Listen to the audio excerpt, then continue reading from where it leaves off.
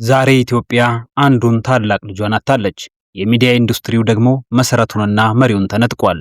በብዙዎች ዘንድ የኢቢኤስ ቴሌቪዥን መስራች በመሆናቸው የሚታወቁት አቶ አማን ፍስሐ ጽዮን ከዚህ ዓለም በሞት መለየታቸው ተሰምቷል።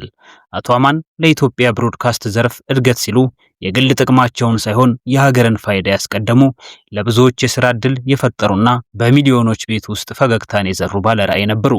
ዛሬ የዚህን ታላቅ ሰው የህይወት ጉዞና ለሀገር ያበረከቱትን ውለታ በዝርዝር እንመለከታለን። እንደ አውሮፓውያኖቹ አቆጣጠር በ2008 ዓ.ም ነበር አቶ አማን ፍስሐ ጽዮን በውጭ ሀገር የሚኖሩ ኢትዮጵያዊ ዲያስፖራ ከሀገሩ ባህል፣ ቋንቋና ወግ ጋር እንዳይቆራረጥ የሚያደርግ ትልቅ ድልድይ ለመገንባት ቆርጠው የተነሱት። ይሄ ድልድይ ኢቢኤስ ቴሌቪዥን ተብሎ ተሰየመ። በአሜሪካ ሲልቨር ስፕሪንግ የተጀመረው ይህ ጣቢያ በወቅቱ የነበረውን የሚዲያ አቀራረብ ሙሉ በሙሉ ቀየረው። በተለይም ዘመናዊ የቶክ ሾውና የመዝናኛ ፕሮግራም በኢትዮጵያ እንዲለመዱ መንገዱን የቀደዱ ቀዳሚ ሰው ናቸው። ዛሬ ኢቢኤስ በዓለም ዙሪያ በሚሊዮኖች የሚቆጠሩ ተመልካቾች ያሉት ግዙፍ ተቋም ለመሆን የበቃው በእሳቸው ጥንካሬና አመራር ነው። አቶ አማን የኢቢኤስ መሪ ብቻ አልነበሩም። ለመላው የኢትዮጵያ የግል ቴሌቪዥን ጣቢያዎች መብትና እድገት የቆሙ ታላቅ ሰው ነበሩ እንጂ። የኢትዮጵያ ብሮድካስተሮች ማህበር የግል የቴሌቪዥን ጣቢያዎች ተደራጅተው መብታቸውን እንዲያስከብሩና በጋራ እንዲያድጉ ይህንን ማህበር በመመስረትና በሊቀመንበርነት በመምራት ትልቅ ስራ ሰርተዋል።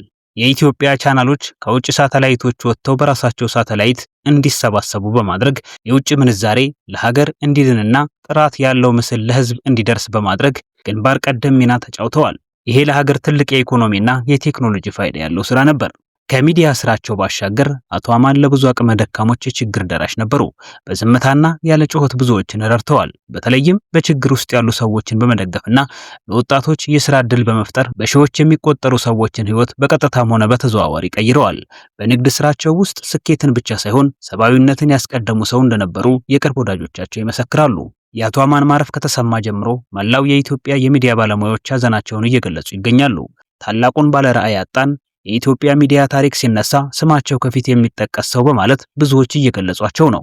በተለይም በአሜሪካ የኢትዮጵያ ንግድ ምክር ቤት እውቅና የተሰጣቸውና ለወጣቶች አርአያ የነበሩ ሰው መሆናቸው በሰፊው ይነገራል። አቶ አማን ፍስሐ ጽዮን ዛሬ በአካል ቢለዩንም የተከሉት ተቋም፣ የጀመሩት የሳተላይት ስርጭትና የረዷቸው ሺዎች ለዘላለም ሲዘክሯቸው ይኖራሉ።